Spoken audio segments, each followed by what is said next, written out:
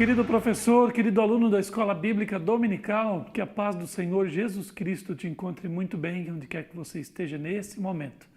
É sempre um prazer poder falar com você diretamente dos estúdios da ADC-TV, a TV da nossa querida Assembleia de Deus em Criciúma, Santa Catarina, no sul do Brasil, falando com todos vocês espalhados pelo mundo inteiro. Que Deus abençoe a cada um dos nossos irmãos envolvidos nesse santo ministério do ensino da Palavra de Deus. Estamos indo para o final já do nosso trimestre terceiro do ano de 2020 e, como vocês sabem, aqui em Criciúma nós temos trabalhado uma lição local do discipulado. Nosso tema para esse ano é uma igreja relevante e é uma igreja que tem um porquê de estar inserida na sociedade e ela faz diferença se vier a faltar. E uma igreja só faz a diferença numa sociedade e para o reino de Deus se ela de fato pregar o Evangelho na sua essência, na sua simplicidade, na sua universalidade. E nós estamos preparando a igreja e ao mesmo tempo discipulando a muitos que estão conosco, que chegaram agora no Evangelho e querem descer as águas do batismo e tornarem-se membros da nossa igreja aqui na nossa cidade. Então nós estamos trabalhando em várias frentes ao mesmo tempo, fazendo aquilo que o apóstolo Paulo nos ensina, remindo o tempo. Estamos então administrando o recurso do tempo que Deus nos dá, mesmo em tempos de pandemia. Ou seja, nós vamos fazendo a obra de Deus sem parar, na esperança de que breve Cristo retorne e nós adentremos no eterno e no perfeito estado. Nós estamos agora indo para a lição de número 11 e o título já está aí na tela. O discípulo e a vida cheia do Espírito Santo.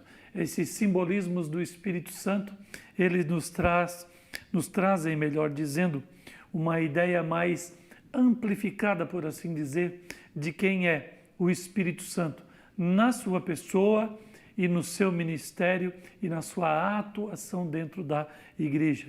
O Espírito Santo é Deus, o Espírito Santo é uma pessoa e o Espírito Santo é comparado a elementos como, por exemplo, o óleo, como, por exemplo, a água, como, por exemplo, o vento, que enchem a vida do crente, dando aquele sentido de plenitude. Assim como Paulo, ele vai dizer que em Cristo habitava corporalmente toda a plenitude da divindade, no crente, o Espírito Santo ministra a presença de Deus, a glória de Deus, a ciência de Deus, a sabedoria de Deus e assim por diante. Então nós temos para esse domingo Atos 7:55 como o texto de ouro para nós nos nortearmos na nossa lição.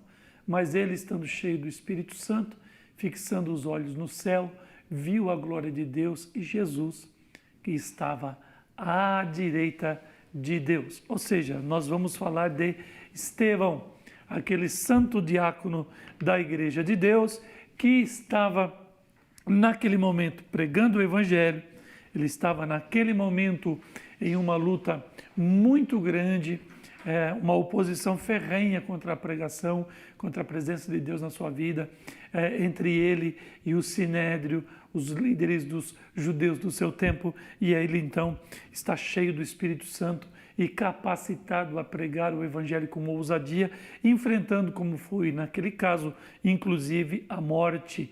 E o martírio de Estevão é um evento que marca o princípio da igreja e abre para nós, crentes da pós-modernidade, já um leque de opções para a contemplação de como seria a vida cristã. Uma vida cristã que não seria aceita no mundo, mas permitida. A igreja está permitida apenas, não aceita no mundo. Um mundo que teria conceitos que se oporiam frontalmente aos princípios eternos da palavra de Deus. E uma palavra de Deus que transformaria o mundo, libertando os homens da prisão e dos grilhões do pecado. E isso envolveria, então, um desfalque nas trevas, um desfalque naquele contingente de almas que Satanás e os seus anjos levam para o inferno. E isso, claro, vai nos mostrar que o inferno revidará como revidou, revidaria e sempre revidará contra a vida do crente cheio do Espírito Santo e da igreja que está em um momento de avivamento, pregando a palavra de Deus. Mas aí o texto vai nos dizer que a glória de Deus, a revelação de Deus, ela está com a igreja. No momento do martírio, Estevão, como diz o texto, ele tem visões celestiais, ele vê a glória de Deus, ele percebe Deus muito perto de si, de sorte que a glória é tanta nas visões que as dores do martírio, do apedrejamento, da morte violenta, elas são, de certa forma, atenuadas, acalentadas com a glória de Deus que é revelada naquele momento. Oxalá que nós, como crentes, nesse tempo atual, vivamos da mesma forma, oprimidos, atribulados por esse mundo sem Deus, mas cheios do Espírito Santo e com uma visão correta, com uma visão clara acerca do reino de Deus e da sua justiça. Nós temos 4 tópicos para a nossa lição nesse domingo. A vida cheia do Espírito Santo é uma promessa divina.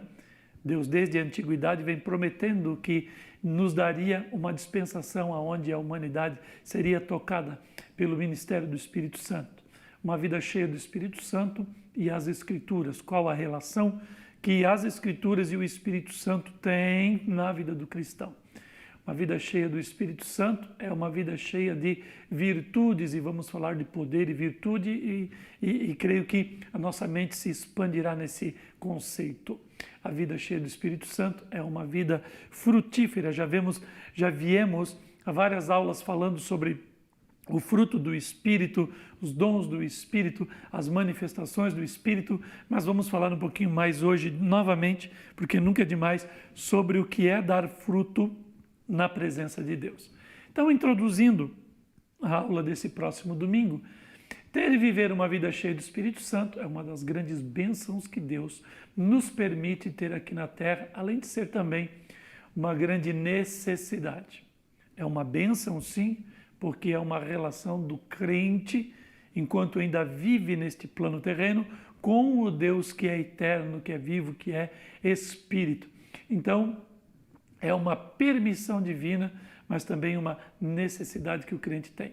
Uma vida cheia do Espírito Santo nos permite sermos frutíferos e dispostos a realizar a obra de Deus. A obra de Deus, ela é feita no mundo espiritual.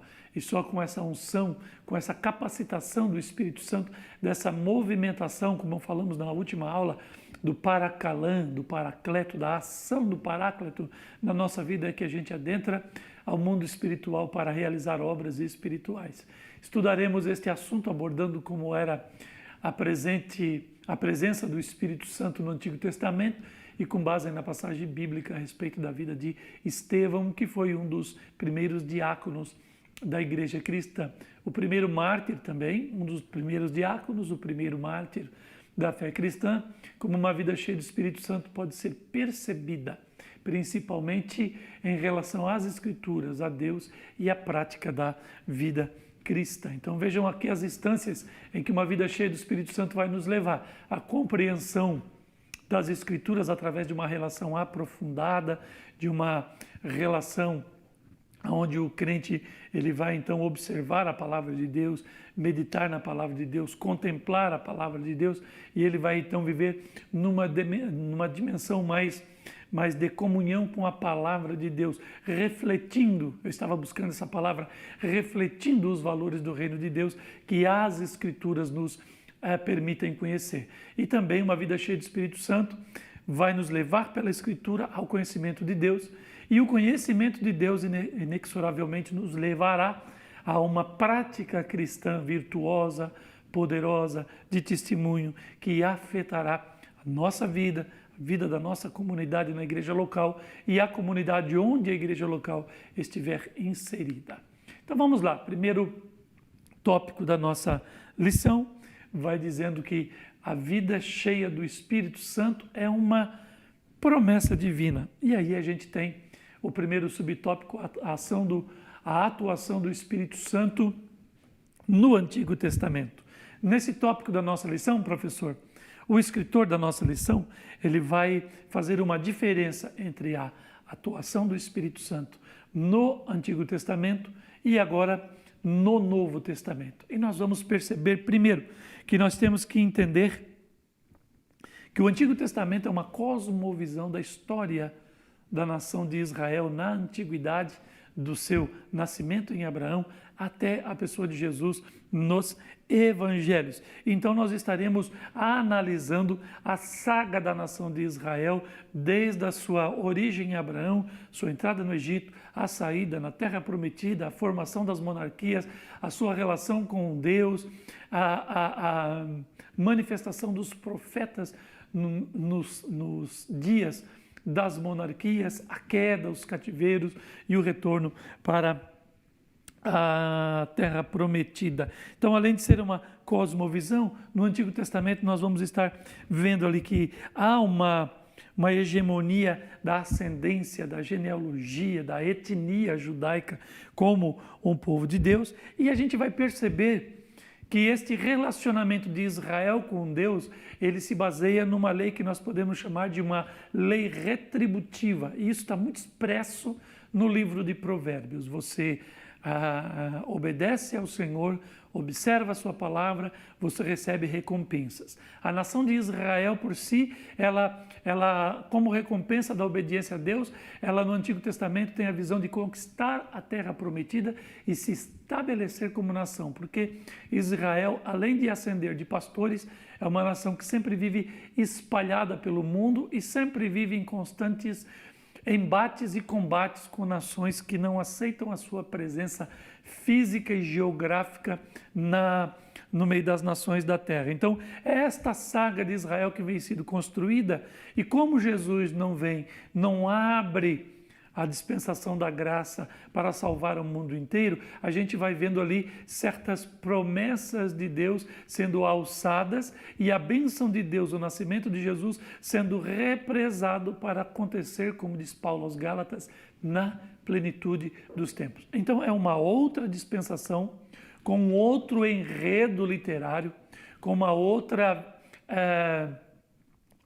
situação em que Israel está vivendo, e aí então nós temos contextos diferentes, atuações específicas, e nós vamos vendo que conforme a história vai passando, a revelação de Deus ela vai crescendo e se ampliando sobre Israel. Então é por isso que a gente percebe na antiguidade o Espírito Santo enchendo pessoas e depois ele saindo das pessoas, não vindo para habitar, como é a promessa de Jesus aos discípulos, dizendo que o Espírito Santo viria para estar no meio deles e dentro deles. Uma profecia sobre o derramamento do Espírito Santo. Aí nós vamos ver ali em Joel, capítulo 2, versículos 28 e 29.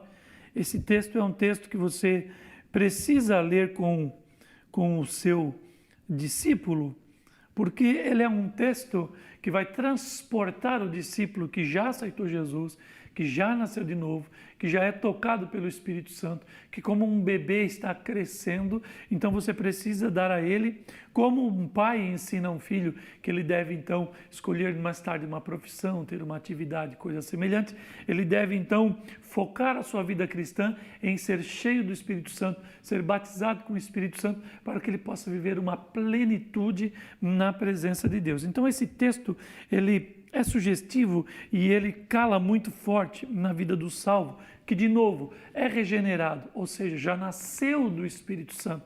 Ele foi tocado pelo Espírito Santo, ele é uma obra do Espírito Santo e ele precisa depois ficar cheio do Espírito Santo, como diz Atos 2, para depois então ser batizados com o Espírito Santo e aí ser revestido de poder e isso ser evidenciado por línguas estranhas num adentramento a um mundo de dons espirituais que começam com a língua estranha, depois com a variedade de língua, com profecia e assim por diante. E diz assim, e há de ser que depois de quando? Desses dias, desse desenvolvimento histórico de Israel que eu falei no primeiro subtópico, depois desses dias do Antigo Testamento, quando chegar o nascimento de Jesus e uma outra dispensação que nós chamamos de graça, a dispensação da graça acontecer, há de ser que depois desses dias derramarei o meu espírito sobre toda a carne, sobre todos os homens, homens e mulheres de todos os povos, tribos e nações, sem nenhum tipo de distinção de sexo, ou de idade, ou de etnia, ou de elaboração cognitiva, ou capacidade cognitiva, de inteligência, formação acadêmica, profissional, etc. Todos estarão cheios do Espírito Santo. Então aqui, vossos filhos, vossos velhos, vossos jovens, até sobre servos e servas, que naquele tempo havia muita escravidão também, não talvez com diferenciais acerca da escravidão que teve na América, no Brasil, etc., mas era cultura daquela época, e até sobre os servos das casas, o Espírito Santo seria derramado, de sorte que Deus está abrindo um precedente para toda a humanidade. E aqui, professor, eu queria que você destacasse, se você puder lembrar, nas tuas aulas com o seu discípulo, que nós estamos vivendo a era da graça e Jesus, e a era da graça, ela é movida na dinâmica do Espírito Santo, que Jesus disse que viria, se ele, Jesus, fosse ao céu, e ele vindo ficaria conosco para sempre. Então ele vem, ele enche os discípulos do cenáculo com o Espírito Santo, ele está com a igreja e ele está com a igreja sempre, de sorte que se o Espírito Santo está, a possibilidade do avivamento, ela é constante. Por quê? Porque a presença do Espírito é constante. Se há variáveis na densidade dessa comunhão com Deus, da atuação de Deus, da intensidade de como Deus opera ou não, isso não está relacionado ao tempo. Quanto mais moderno é o mundo, quanto mais para frente o tempo vai, menos revelação de Deus a humanidade terá. Isso é algo que não está comprovado nas Escrituras. O que há é a presença do Espírito Santo, e o que há é um Espírito Santo lutando e relutando com uma igreja que vai atravessando os tempos e vai enfrentando os seus desafios, e o Espírito Santo vai comunicando as verdades de Deus para a igreja naquele tempo, que deve reagir à voz do Espírito Santo, porque quem tem ouvidos ouça o que o Espírito está dizendo às igrejas, e a igreja então voltar-se para a vontade de Deus, para ser sal e luz nos tempos em que ela estiver edificada na face da terra. E quando eu falo nos tempos, eu falo da geração dos homens que fazem parte da igreja naquele tempo. Então nós vamos vendo que no período da graça há também uma confluência dos últimos dias, porque Joel está dizendo, e há de ser que derramarei do meu Espírito sobre toda a carne. E então, ele vai falando daqueles dias, e Pedro, lá em Atos dos Apóstolos, vai dizer que nos últimos dias Deus derramaria do seu Espírito. Então, não foi um ato único, estático para aquele dia no cenáculo, mas foi a inauguração da igreja, e que comemora, então, a descida do Espírito Santo para ficar com a igreja para sempre. Então, nos últimos dias, quanto mais o tempo vai para frente, os últimos dias eles vão se cumprindo, mas eles vão se cumprindo com uma igreja dentro do mundo que vai passando os últimos dias cheia da graça do Espírito Santo. O batismo com o Espírito Santo, ou no Espírito Santo, como queiram, que é retratado ali em Atos dos Apóstolos, capítulo 2,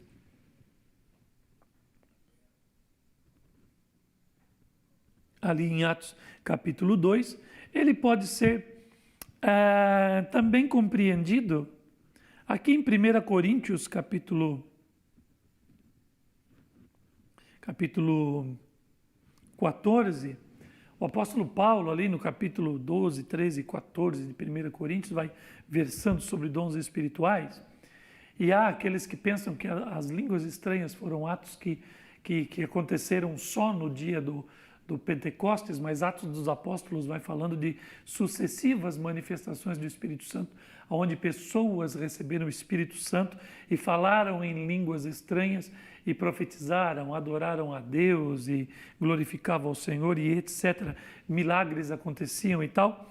Então aqui em 14 de 1 Coríntios, versículo 2, vai falando de não de uma manifestação coletiva do Espírito Santo enchendo toda a casa e vários crentes sendo batizados ao mesmo tempo. Aqui vai falando de uma continuidade aonde o cristão, ele vai então estabelecendo essa comunhão com Deus, nessa devoção, e ele vai se utilizando do dom das línguas estranhas no decorrer da sua fé. E diz assim, porque o que fala em língua desconhecida, ele não fala aos homens, desconhecida ou estranha, senão a Deus. Olha que interessante, porque ninguém o entende e o Espírito, ou em Espírito, ele fala mistérios. Aí no 3 ele vai explicar o que profetiza, ele fala aos homens para edificação, para exortação, para consolação. Então veja, quando você profetiza, quando você está profetizando, você está falando, você está afirmando alguma coisa. Então de forma inteligível, na língua paterna, você fala coisas de Deus e revela um mistério para quem está lhe ouvindo. Você como profeta, profetizando, proferindo palavras. Você está falando na língua paterna ou materna, a língua da nação em que você está, ou de que você ascende. E aqui no 2 vai falando de uma fala desconhecida, de uma língua estranha, que você fala não a homens, mas você está falando com Deus, porque ninguém o entende, e em espírito fala em mistérios. Então ele está numa dimensão do espírito, falando em línguas estranhas, ele está adorando a Deus e Deus está o entendendo, mesmo que quem esteja em volta dele não entenda. Em Atos dos Apóstolos aconteceu aquele fato onde era uma festa nacional, judeus de vários lugares estavam ali e Deus se utilizou daquele evento da língua estranha, da inauguração da igreja, para falar das grandezas de Deus na língua materna daqueles cidadãos que estavam ali. Então quem falava as línguas não entendia quem era daquele povo que Deus estava destinando aquele idioma, ele estava ouvindo no seu idioma falar das coisas de Deus. Muitos daqueles se converteram e levaram o evangelho para as suas cidades. Essa é a ênfase do batismo com o Espírito Santo, que deve ser promovido, pregado, ensinado, desejado, inclusive nos dias atuais. Uma vida cheia do Espírito Santo e as Escrituras. Agora nós vamos falar do nosso relacionamento com Deus, cheios do Espírito Santo, agora no nosso relacionamento com as Escrituras. Nos tempos bíblicos, nós tínhamos ali, em termos de autoridade eclesiástica, os bispos ou os presbíteros, aqueles que eram as torres ou os supervisores, ou aqueles que eram mais maduros, que conheciam a vida, que podiam dar o rumo e o caminho para as pessoas. E estes bispos, aqueles que foram reconhecidos no começo, os apóstolos, foram os primeiros bispos da igreja, as primeiras referências da igreja, eles estabeleceram o ministério da diaconia, que era literalmente servir mesas, cuidar das pessoas, ou a mordomia, por conta das viúvas e dos pobres que estavam se achegando ao convívio da igreja, gerando demandas sociais. Então os diáconos,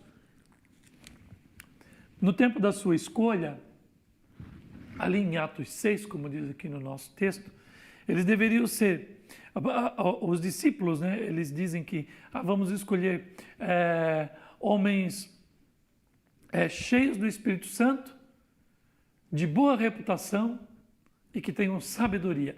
Vejam só, cheios do Espírito Santo, boa reputação, né, eram louvados pela sua sociedade atual, ou contemporânea, melhor dizendo, e cheios de sabedoria. A pessoa ela pode ser muito bem reconhecida, mas ela não pode ser reconhecida como um sábio.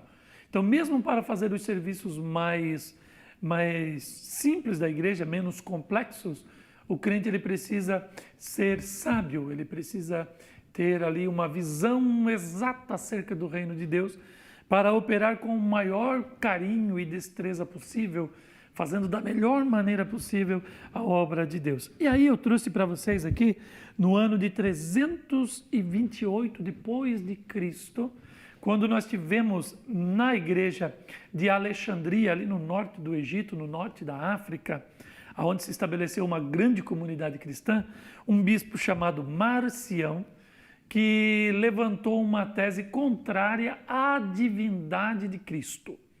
Então esse Marcião ele foi combatido frontalmente por quem? Por um diácono chamado Atanásio. Então veja, havia bispo em Alexandria, mas o diácono interessado em fazer a obra de Deus, de assessorar o bispado, de atender o povo, de administrar a casa de Deus, ele também era um homem versado na palavra de Deus e buscava sabedoria na palavra. E ele era tão cheio de sabedoria, de revelação divina, emanava das Escrituras tanto conhecimento, e esse homem foi absorvendo, de sorte que ele vai... É como um cristão, ele tem que se misturar com a palavra nele e ele na palavra, sendo quase que uma dicotomia, uma coisa só. E aí então ele refuta Marcião, é reconhecido por todos, e depois ainda sucede o bispado, se torna o bispo de Alexandria. Então não é porque ele é diácono que ele é de uma classe inferior de cristãos na hierarquia da igreja. Não, ser cheio do Espírito Santo é para todos os crentes e ter conhecimento da palavra de Deus é um dever de todos os crentes, inclusive aquelas pessoas que vêm para o Evangelho e que ainda têm a necessidade de aprender a ler, ou leem muito mal, ou leem muito pouco. Essas pessoas devem ser motivadas a irem para as Escrituras, porque as Escrituras são poder de Deus e elas nos capacitam, inclusive, a ler melhor e abrir a nossa mente para entender coisas, como diz Jeremias 33:3, clama a mim e responder-te-ei, anunciar-te-ei coisas grandes e firmes que tu não sabes. Então, é na palavra de Deus que o ser humano ele pode ser reencabeçado de forma completa e apto, inclusive, para reestruturar a sua vida intelectual, porque ele está cheio do Espírito Santo, ele tem a sabedoria das sabedorias, que é a palavra de Deus, e ele pode então expandir-se como ser humano e melhorar, inclusive capacitando para que ele resgate secularmente um currículo, que ele possa voltar a estudar, que ele possa desenvolver as suas aptidões, para que ele possa, como cristão, ser abençoado, inclusive na sua vida secular e profissional. Nós temos agora o segundo subtópico aqui da nossa lição, Estevão e a exposição das Escrituras Sagradas. Eu coloco um termo aqui, eu já falei, emanar, que fala de sair de dentro.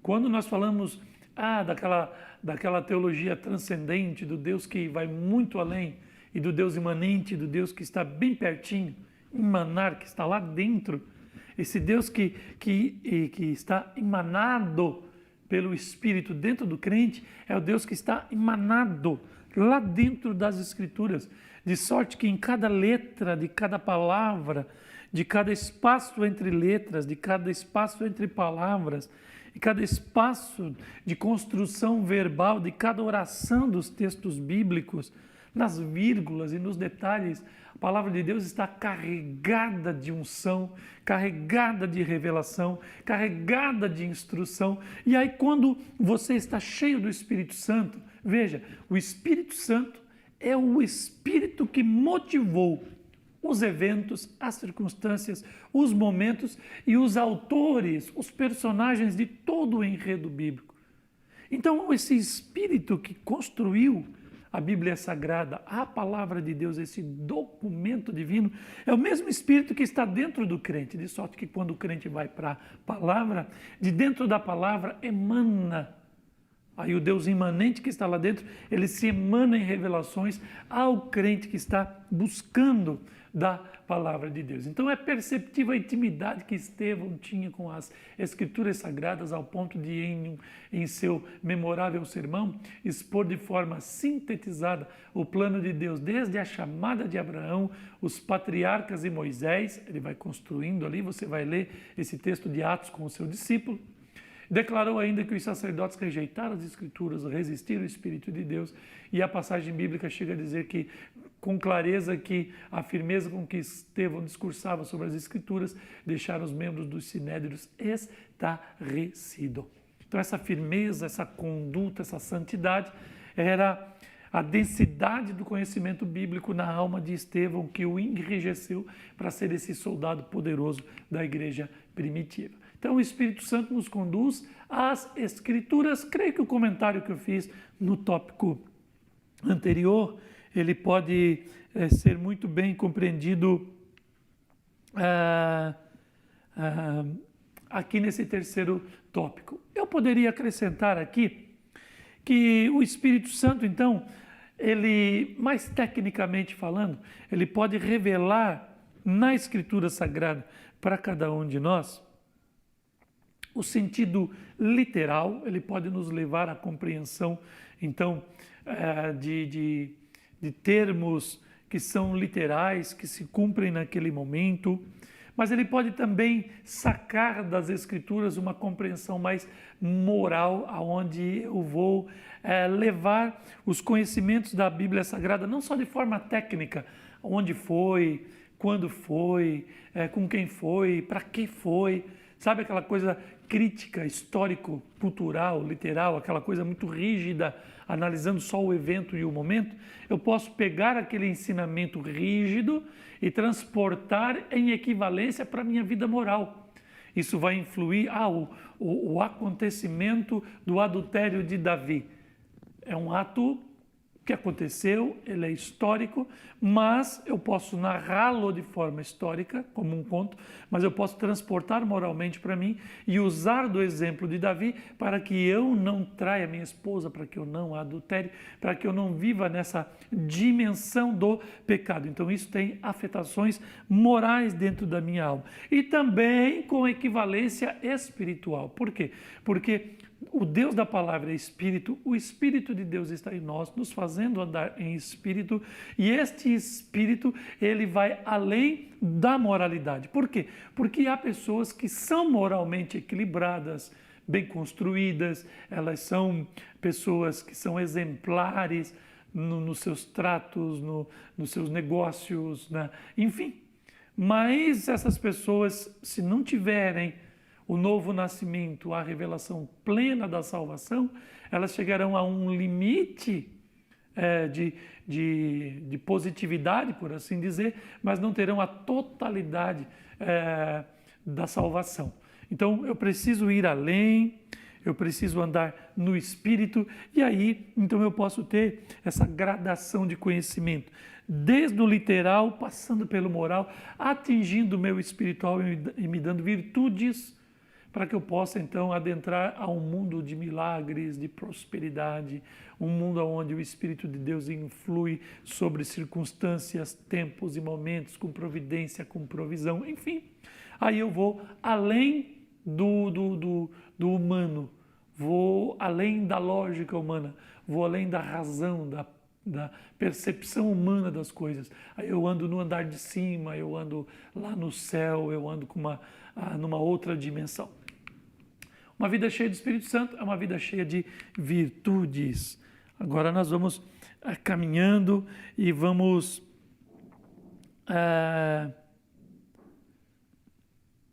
agora aplicando a nossa lição de uma forma mais densa para o nosso discípulo. E aqui vai dizer, Estevão era cheio do poder do Espírito Santo. Então veja, nós estamos falando aqui das virtudes, uma vida cheia de virtudes. Lembra da mulher que tocou na orla do vestido de Jesus? Ela foi tocada pela virtude que saiu de Jesus. Então, quando eu lembro de virtude, eu imagino a energia elétrica, por exemplo, ou o calor, essa emanação de energia que impacta, que influi, que transforma. O poder é o início do processo, é onde está a dinâmica da cinética, do motor, daquele movimento, a causa da virtude. Então vamos dizer que a virtude é o efeito do poder, tá certo? Então diz ali, o texto bíblico se refere a Estevão como sendo um servo de Deus, cheio do poder do Espírito Santo. Então a causa da virtude está dentro dele. Então ele está cheio do Espírito Santo e o Espírito Santo desenvolve uma dinâmica. Lembra do dínamo que roda e aí ele gera energia elétrica. O poder de Deus, no grego dínamo, é aquilo que gira, é a cinética, é o movimento, que cria, que expande o poder ao ponto de a pessoa ser cheia da virtude do Espírito Santo de Deus. E ali continua o texto, você pode ler com o seu discípulo, com essa ideia básica de poder sendo a causa da virtude, certo?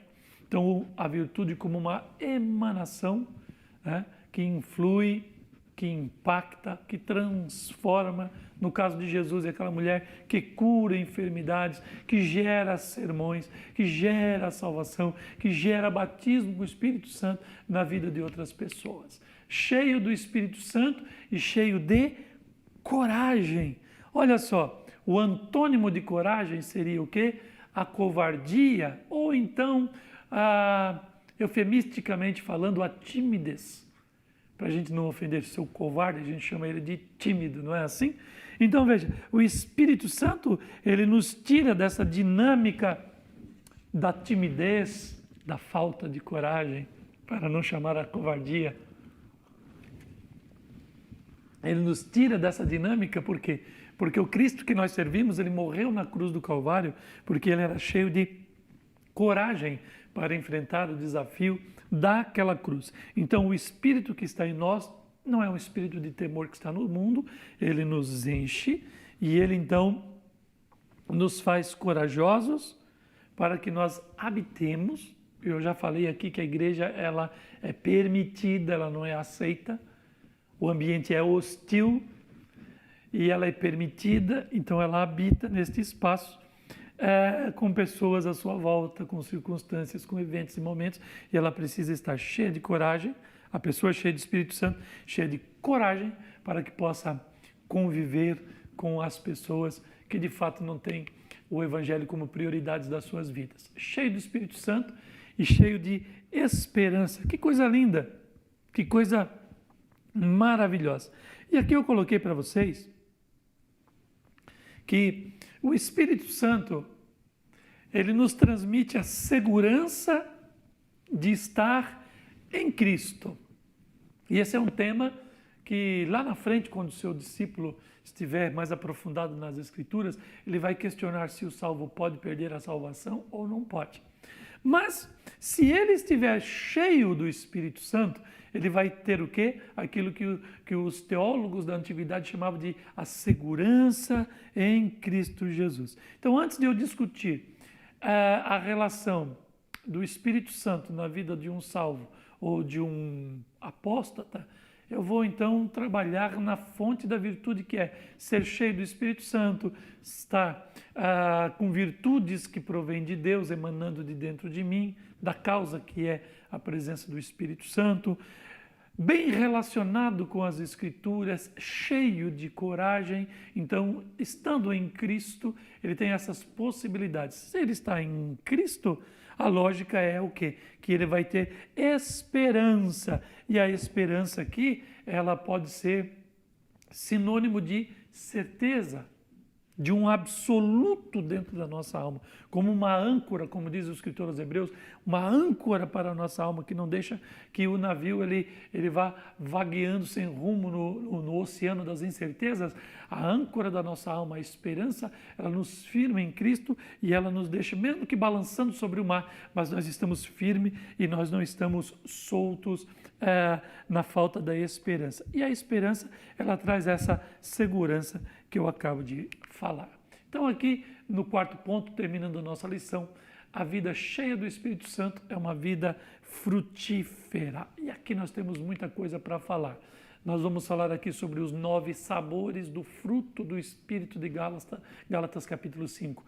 Não é frutos do Espírito, é o fruto do Espírito, Aí ele tem esses sabores, ele é um mix de sabores que quando ele é degustado, ele explode em essências nas papilas gustativas espirituais, por assim dizer, causando um impacto na vida de quem experimenta desse fruto do Espírito Santo multissaporal, com múltiplos sabores na mesma essência. É como a Trindade, uma substância, três pessoas. É uma unidade. Assim é o fruto do Espírito. As coisas de Deus, elas são espirituais. Por isso que eu disse que tem que ir além da moral, para você experimentar essas coisas que só existem no reino de Deus, que são impossíveis para nós, mas são possíveis ao Deus que nós servimos. Então, um dos sabores aqui é o amor. E o amor a gente tem ali a palavra estorgos no grego, que fala de sangue, aquele amor da ascendência, da genealogia, de irmão para irmão. Nós temos o filéu, da filantropia, que é fazer caridade. Tem o eros, que é a paixão sexual. E aí nós temos o ágape, que é o amor que só Deus conhece. O ágape de Deus está derramado pelo Paráclito nos nossos corações, como diz Romanos 5. Então, ele está derramado em nossos corações pelo Espírito que nos é dado. Então, é uma capacidade. O amor é um atributo que Deus comunica conosco, assim como a santidade, e ele diz que nós temos que amar como ele também ama. Então, é um desenvolvimento de um amor divino que nos capacita a exceder aquilo que o homem bom pode fazer, o homem que tem uma boa moral. E é no Espírito que você vive o ágape de Deus. Depois vai falando ali sobre paz. Tem uma música antiga que dizia que a paz que o mundo conhece é um intervalo entre duas guerras. E a paz em Cristo é como um rio perene e caudaloso. Perene que nunca falta água, ele nunca seca. E caudaloso porque ele está sempre cheio.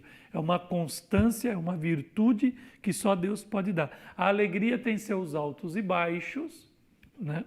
Ela tem esse movimento, como diz C.S. Lewis lá naquele livro Cartas de um Diabo ao Seu Aprendiz, naquela instrução lá daquele demônio ao seu aprendiz, dizendo que os seres humanos eles vivem no efeito das ondas, né? Uma hora está em cima, outra hora está embaixo, uma hora está bem, outra hora está mal. Então isso é alegria. Então a alegria de um momento ela passa, ela é funesta, ela se desvanece. Mas a paz, ela continua. Por quê? Porque ela é perene. E depois nós temos aqui fidelidade, que vem do grego fides, que vai falando de fé.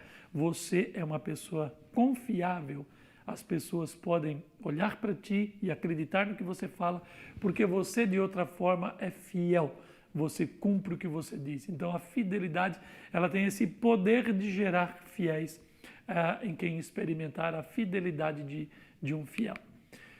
Temos aqui a mansidão, que no sentido mais estrito, biblicamente falando, fala de obediência à palavra de Deus. A Bíblia vai dizer que ninguém foi tão manso como Moisés. Mas se você for falar de mansidão olhando o temperamento, você vai ver que Moisés matou aquele egípcio e foi a causa dele sair para os desertos lá em Midian. Mas com relação à voz de Deus e à palavra do Senhor, ele se reporta, ele se constrange, ele se contrai, se compunge, melhor dizendo, e aí então, diante da palavra, ele se humilha. Isso é ser manso, e um crente tem que ser assim. Domínio próprio está aí bem declarado, é aquela condição de você não se salvar por obras e não desenvolver religiosidade por atos exteriores, por gestuais, por coreografias ou por liturgias. Não, domínio próprio é você regrar-se naquilo que agrada a Deus, você se condicionar à vontade de Deus. Isso é se dominar propriamente falando. E alegria. Alegria no sentido de você priorizar não uma vida triste, uma vida iracunda, uma vida sem graça. Não que a palavra esteja aqui se contradizendo quando eu digo que paz de Deus é diferente de alegria. A alegria é um efeito na vida do crente que vai gerar no crente um bom tempero que vai chamar a atenção das pessoas. Por quê? Porque a paz que ele tem, a segurança que ele tem, vai fazendo com que ele viva nesse estado onde ele possa se alegrar verdadeiramente. não de forma hipócrita, como os homens se alegram quando ganham na loteria, quando o seu time ganha o campeonato, quando ele se satisfaz com o final de um filme que ele viu, com uma comida que ele sempre gostou, uma viagem que ele fez. Essas coisas são passageiras, mas esta alegria de Deus é um efeito da paz que ele tem dentro dele. E depois nós temos aqui bondoso, né, na medida que ou a bondade. A bondade são atos do crente que manifestam o amor de Deus. Benigno, lembra da causa e do efeito? Então, que a bondade, ela tem uma causa na benignidade, que vai falar de uma natureza. É uma condição. O crente cheio do Espírito Santo, ele não é um filho do maligno, mas ele agora é uma boa semente no reino de Deus. Então, tudo que sai dele é bom. Assim como Deus é bom, em todo tempo ele é bom, tudo que ele faz é bom, essa condição de Deus agora está plasmada na alma do novo crente, ou do filho de Deus, ou do regenerado, do nascido de novo. E depois a longanimidade, que é a capacidade que você terá de transpassar os tempos em que você viver, que Deus permitir que você esteja na face dessa terra. Você vai passar com muita paciência, suportando os mais fracos, passando por enfermidades, circunstâncias adversas, por crises, por pandemias, como nós estamos passando agora. E você vai desenvolvendo esse sabor do Espírito Santo na sua vida, que é ser longânimo, que é então estar vivendo nessa dimensão de estar atribulado, mas ao mesmo tempo não estar sem esperança, de estar ali sendo muitas vezes perseguido, mas você está alegre porque você está servindo a Deus. Tudo isso é longanimidade que é provada durante o tempo. E só quem é longânimo consegue falar como Paulo na véspera do seu martírio. Eu combati o bom combate, eu acabei a minha carreira e eu guardei a minha fé. Então, concluindo, aprendemos hoje que a vida cristã cheia do Espírito Santo é uma promessa divina, portanto, se coloca como vontade de Deus para nós, ou para todos nós. Além disso, através do estudo sobre a vida de Estevão, percebemos quantas bênçãos acompanharam a vida do cristão, acompanham a vida do cristão que procura viver uma vida de plenitude, pleroma no grego, tudo que o Espírito Santo pode dar. Sempre lembrando, ser cheio do Espírito Santo também está relacionado a uma vida cheia do fruto do Espírito e das virtudes cristãs. Aqui estão as práticas, dê uma pausa ali, ou na lição, dê uma ênfase ao seu aluno. Aqui estão as pessoas envolvidas nesse projeto, das quais pedimos que você ore, que você interceda. E aqui estão os nossos projetos, a nossa igreja, nosso canal. Pedimos que você curta, que você compartilhe, divulgue o nosso trabalho e faça o nosso canal crescer cada vez mais para a glória de Deus. Que Deus te abençoe, uma grande, frutífera, profícua aula e até a próxima, se Deus quiser, em nome de Jesus.